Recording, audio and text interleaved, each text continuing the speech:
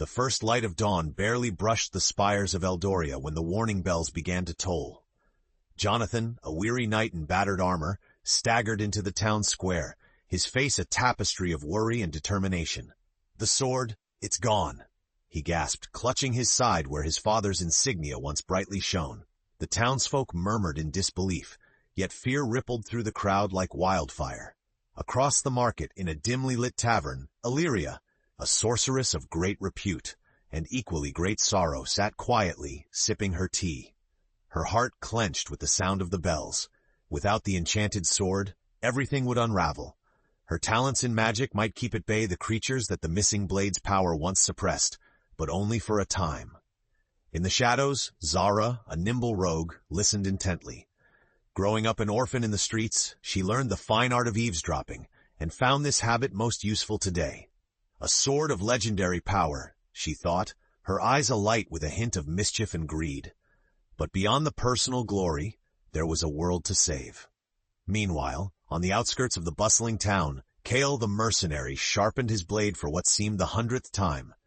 His exile branded him a traitor, but in truth, he was the hero no one wanted. The news would find him soon enough, carried by the whispers of the wind that always seemed drawn to his wanderings. As chaos threatened to eclipse their world, Jonathan, Illyria, Zara, and Kale stood on paths set to merge, united by a mission none had sought. Little did they know that this quest to reclaim the sword and restore balance would also lead them to confront their deepest fears and the enigmatic secrets each harbored within. This journey would test them all, revealing both strength and vulnerability, and by the end nothing would be as it seemed. As the sun climbed higher, Jonathan found himself standing at the edge of the forest, the trees casting long shadows that mirrored his own sense of foreboding. His mind raced through the events that had driven him here, the disgrace, the shattered trust, and now, the urgent need for redemption. "We meet again," Illyria's voice broke his reverie, arriving as she did, silently amidst the rustling leaves. Her eyes, while wise, carried the weight of secrets unspoken. "I fear we have no choice," Jonathan replied somberly, "and I am here to right a wrong, one way or another." Zara appeared next, her movements as quiet as a cat's and just as efficient. "Well, this sounds like fun," she said with a sardonic grin, the dark humor of her childhood evident in her smirk. "An enchanted sword brings out all sorts of noble intentions." Kale hovered at the tree line, reluctant, yet drawn to the growing ensemble. He had overheard the swirling rumors and the urgent cries of the villagers desperate for their homes and livelihood. Stepping forward, he acknowledged the gathering with a nod, his eyes filled with wary acceptance. "4 of us," Illyria remarked thoughtfully, her fingers gently tracing the hilt of her own staff. "This won't be easy. The mage has likely fortified his defenses and awakened unspeakable horrors in his quest for power."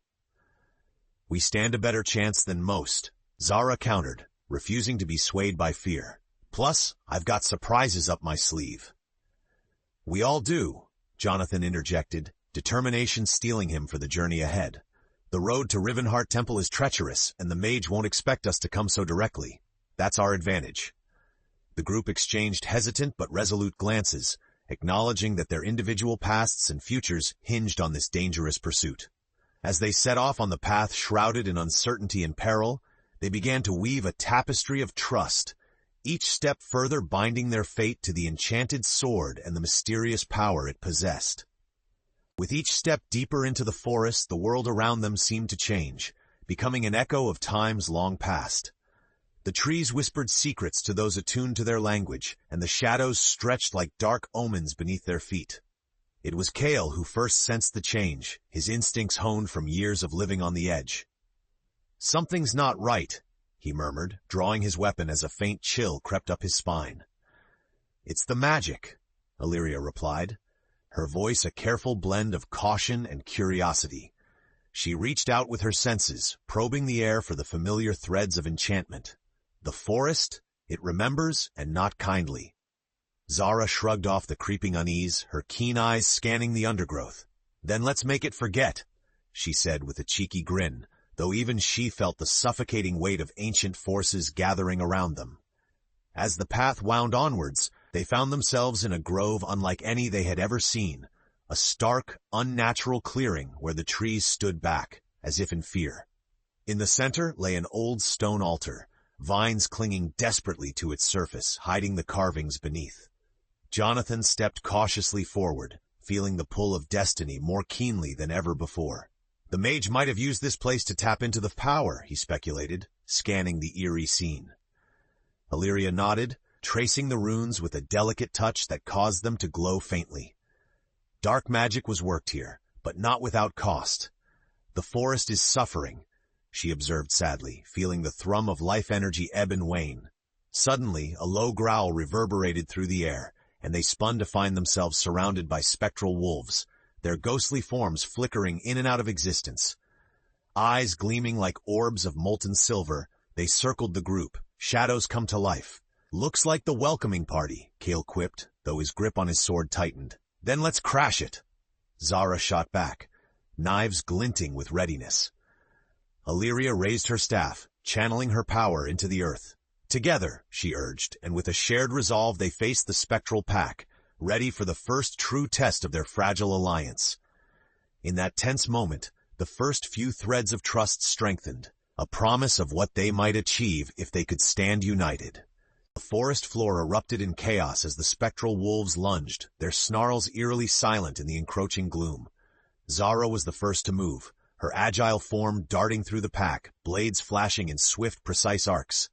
Each strike scattered the ghostly forms, only for them to coalesce once again as if mocking their efforts. "They aren't real. It's an illusion," Illyria called out, her eyes blazing with unveiled power. Her words mingled with the incantation she summoned, unraveling the web of deceit that masked the true nature of their foe. Cale, trusting Illyria's judgment, sheathed his sword, choosing instead to break through the wolves.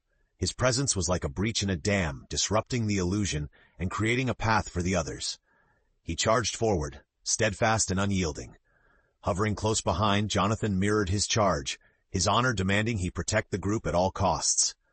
"Push through," he commanded, leading by example. In their combined effort, the wolves faltered, slowly losing their shape until, with a final burst of Illyria's power, they dissipated entirely, leaving nothing but a whisper of regret in their wake. As silence reclaimed the grove, the companions found themselves breathing heavily but triumphant. A silent nod of respect passed between them, an acknowledgement of their fledgling bond. "We make quite the team," Zara quipped, breaking the solemnity with her trademark grin. Jonathan smiled in return, though thoughts clouded his expression. "We're not done yet. The mage is playing with powers he cannot control. The farther we go, the more dangerous it gets." Illyria knelt by the altar, intently studying the lingering traces of enchantment. "There's more to this than mere magic," she whispered, mostly to herself.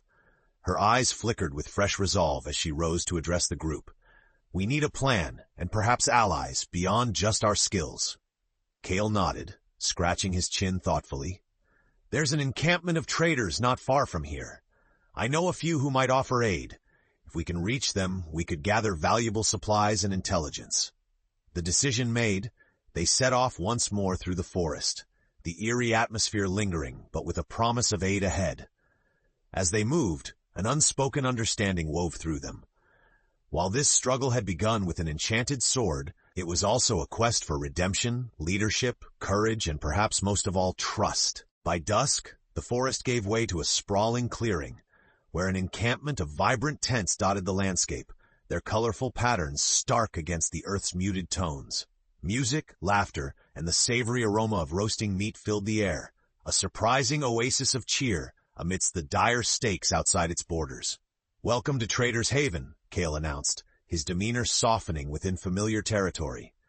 His past afforded him connections even in exile, and this place felt like a reprieve from the relentless mission. As the group approached, a grizzled trader with a keen glint in his eye rushed forward to embrace Cale. "Back from the dead, eh?" he greeted with a hearty slap on Cale's shoulder. This old friend, known simply as Bram, had brokered many a deal with the mercenary. Zara, ever the opportunist, began scoping the stalls for anything usable. "Think they'll part with some of their wares in exchange for a good story or two?" she asked, already admiring a finely crafted dagger. Bram grinned at her brazenness. "If it's worth a laugh or a tear, lass," he replied, clearly taken by the rogue's audacity. Illyria wasted no time diving into the heart of why they came. "We seek information on a rogue mage and his possible whereabouts," she spoke directly, her voice carrying an authority that commanded respect. "This quest of ours isn't just a search for an artifact. It concerns the balance of our world." Bram's smile faded, and he exchanged glances with Kale. "Aye, we've heard strange tales of late, rumors of dark figures and vanished villages," he said, lowering his voice. "Most folk are spooked enough to leave well enough alone, but I've caught whispers of a gathering beyond the misty hills. Could be your mage is rallying other madmen to his cause." Jonathan, whose honor-bound cause was slowly melding with the pragmatic needs of their journey, asked, "Can you guide us?" Bram sighed, his resolve faltering just a moment. "Not I, lad. My bones are tied to these paths," he answered wistfully. Then, with a sudden gleam in his eye, he added, "But I know of someone who might, the hawk-eyed lady. You can find her at dawn at the Silver Birch, just beyond the camp. Convince her to guide you, and you'll have a chance." The group spent the night gathering resources and camaraderie from the traders, a flickering beacon of warmth against the chilling night. As they rested, newfound plans began to stir amongst them. With the first light of dawn, their pursuit would resume, now tethered with hope to the cryptic aid of the elusive hawk-eyed lady, a potential ally with secrets of her own. As the first rays of dawn pierced the veil of night, the group found themselves drawn to the Silver Birch on the outskirts of Trader's Haven. The anticipation was palpable, weighted with the hope and trepidation of the unknown paths ahead. Illyria felt a stirring deep within her, a beacon echoing beyond her magical senses, as if the land itself spoke to her of the balance disrupted. "I hope this hawk-eyed lady is as skilled as Bram hinted," she mused softly, her breath curling in the chill morning air. "She'd better be," Zara quipped, the rogue's restlessness showing in the way she paced and in her constant vigilance. "I don't fancy wandering into the misty hills unprepared." Then, from the misty glen, footsteps, a mere whisper of sound, and a figure emerged. Tall and dressed in earthy tones that seemed part of the forest itself, the hawk-eyed lady strode forward, her presence commanding yet graceful. Her eyes, a piercing shade of amber, darted to each of them in assessment. "Bram spoke of travelers seeking courage and folly in equal measure," she said, her voice carrying a strange, ethereal lilt. "I am Annalise, known to some as Hawk-Eyed. What, pray tell, drives you to the misty hills?" Jonathan stepped forward, his honor forging the words he hoped would convey their earnestness. "We seek a mage who stole the very essence that keeps the world in harmony," he explained, the gravity of their quest evident in his voice. Annalise listened intently, her expression inscrutable. Then, after a moment's pause, she nodded. "Your cause is noble, if not daunting. The misty hills hide dangers far more ancient than any dark wizard, but I shall guide you, for a price." Kale raised an eyebrow, one hand resting instinctively on his hilt. "And what might that price be?" he inquired, already prepared for negotiation. "Simple," Annalise replied, her eyes locking onto Illyria's.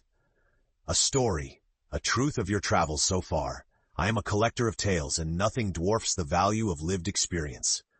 With a kind of resigned amusement, Illyria obliged, unfurling the tapestry of their journey, from the theft that set their paths entwined, to the spectral wolves and the grove's haunting wails.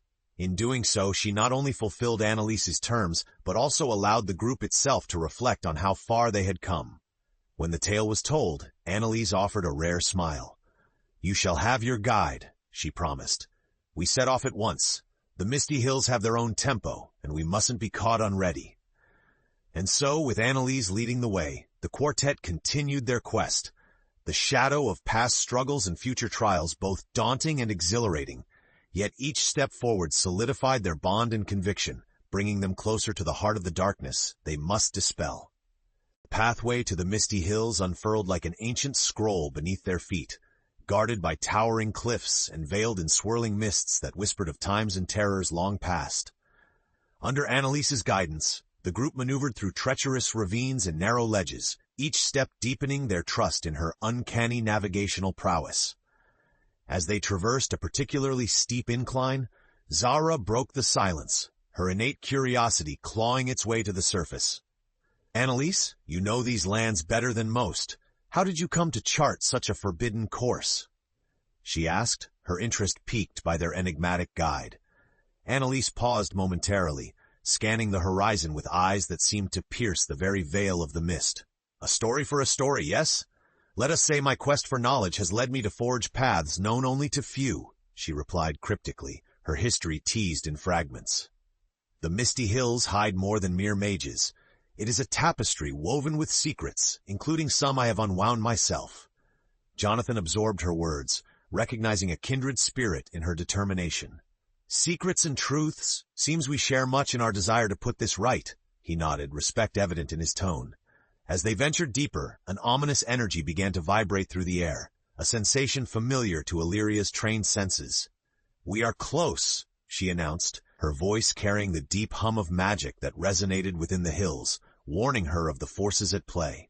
Kale, who had kept vigilant at every turn, drew closer to Illyria. Do you sense it? The shift in the very essence of this place, he whispered, feeling the prickly warning settle on his skin. Indeed, Illyria confirmed, her mind already probing the intricacies of the spellwork they approached. It's a magery born of desperation, as if the land itself fights back against the mage's encroachment. Her statement sent a shiver through the group.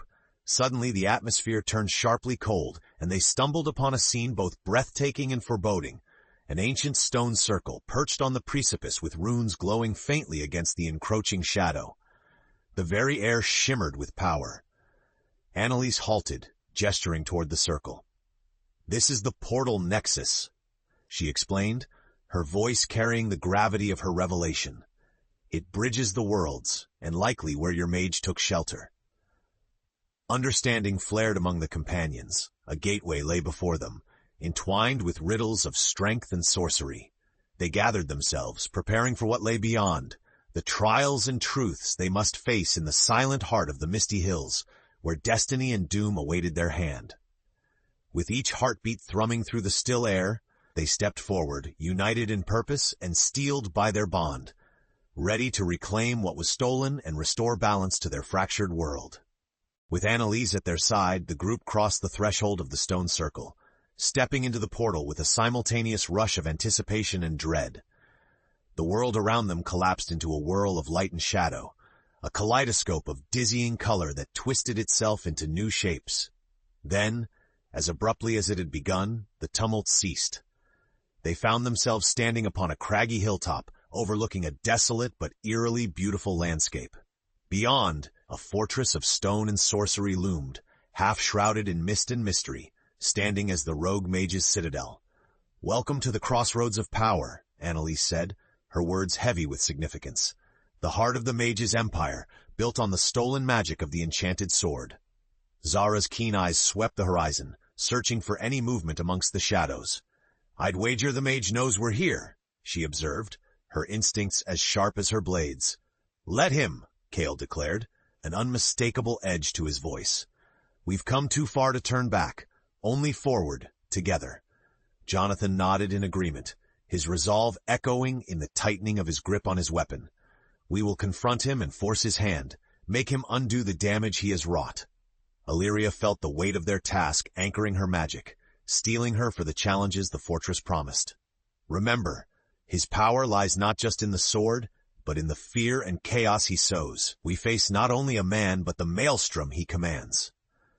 Annalise moved with measured grace, the wisdom of the lands seeming to flow through her, guiding their steps toward an entrance not yet guarded, hidden beneath an outcropping of rocks. This way, she urged, leading them down a hidden path. As they approached the looming gate, Jonathan turned once more to Annalise. Thank you for bringing us this far. Gratitude was sincere in his voice, though it carried the solemnity of what lay ahead. Annalise acknowledged his thanks with a nod. Your journey is yours to complete, but know that I will hold the gate, for there are other stories to be guarded here. With Annalise remaining as a steadfast sentinel, the others pressed forward into the heart of the fortress. Shafts of moonlight traced patterns across the floor as they maneuvered through shadowed halls, each step bringing them closer to their quarry. Amongst years of dust and echoes, the resolve of each companion solidified. This night would be the culmination of their trials, a chance to reclaim what was lost and to find redemption not only for their world but within themselves.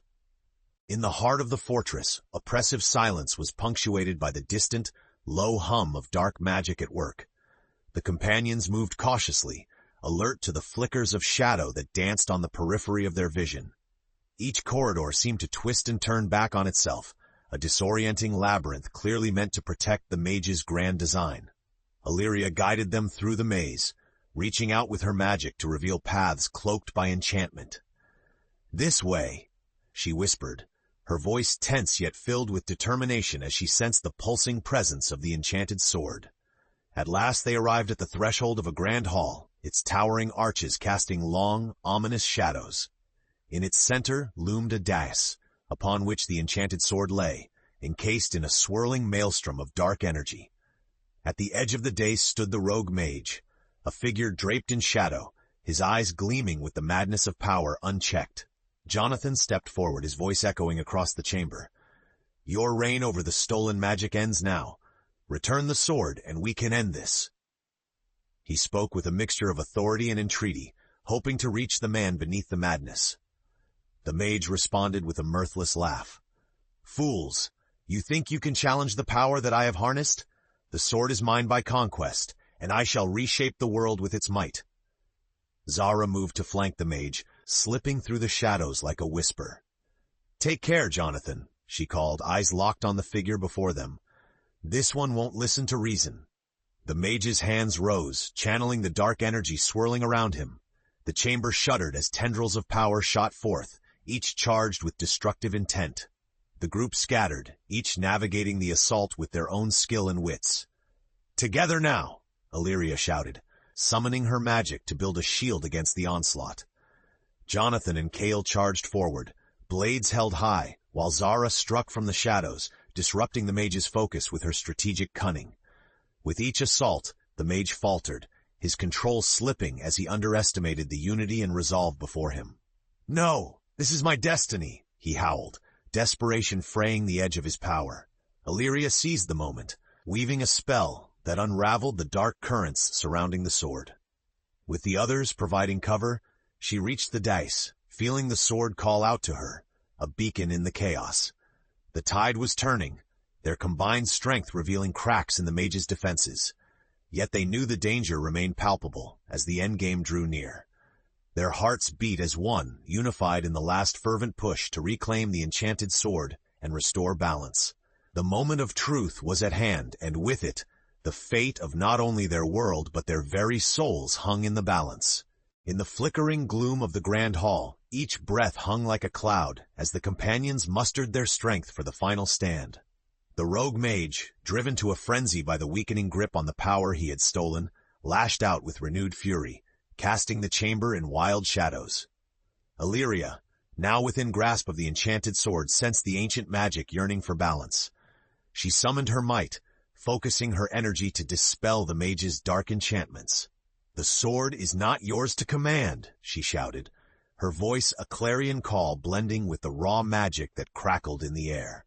Jonathan joined her on the dais, defending against the mage's desperate strikes. "You've done enough damage," he challenged, his resolve infusing his every swing with justice born of necessity. Cale and Zara skirmished around the mage, each strike calculated to sever the ties binding him to his stolen power. "Time to cut him down to size," Zara quipped, her nimbleness a blur amidst chaos. With each of their actions, the balance of power shifted. The mage, once sure of his dominance, now found himself reeling, the tendrils of dark energy slipping from his control. His screams of fury echoed off the stone walls as he fought against the inevitable. Illyria reached out, finally wrapping her fingers around the hilt of the enchanted sword. The connection was immediate, a surge of energy flowing through her, purging the darkness and filling the hall with blinding light. The sword sang, a silent chorus that resonated with the very fabric of harmony. The rogue mage, eyes wide in disbelief, recoiled as the sword's true power surged forth, its light seeping into every shadow, dissolving the dark enchantments and revealing the truth beneath his facade. "No, this cannot be," he howled, his form fracturing under the onslaught of restored balance. As the magical tempest settled, Jonathan, Illyria, Cale, and Zara stood together, breathless but victorious. The mage had underestimated the strength found not just in power, but in friendship and unity. His form dissipated, leaving nothing but echoes of a lesson learned too late. With the chamber silent once more, Illyria sheathed the sword, its light now a warm, comforting glow. "Balance is restored," she declared softly, her voice carrying the weight of every trial they had faced. Jonathan extended a hand to his companions. "We've reclaimed more than a sword," he said, gratitude clear in his eyes. "We've reclaimed trust, and perhaps new beginnings." Cale nodded, a rare smile gracing his lips. "True, and with this behind us, there's hope for a future we've yet to forge." Zara chuckled, lightening the solemnity. "Well, I guess I'm stuck with you lot now," she teased, though her heart was full of the warmth of their bond. As they emerged from the fortress, the first light of dawn painted the sky in hues of renewal. In this moment, they understood that their journey was not just about the enchanted sword, but about the courage to face the darkness together and emerge stronger for it. With friends at their sides and the path ahead clear, they stepped into the new day, ready to face whatever future awaited with hope and determination.